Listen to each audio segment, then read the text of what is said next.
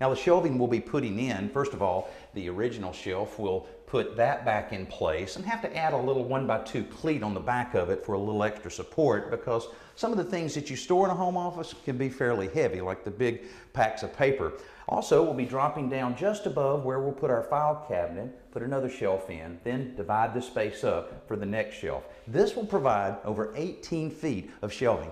We begin by measuring the closet carefully so that we can make accurate cuts on our shelf board and cleat materials. The cleats are 1x2s and the shelves are 1x12 composite shelving. Priming and painting these components outside will save time and a mess. We lay out the location of the cleats with a tape measure and a level, then mark the locations of all of the studs so we can firmly secure the cleats before putting in the shelf boards to complete this storage area.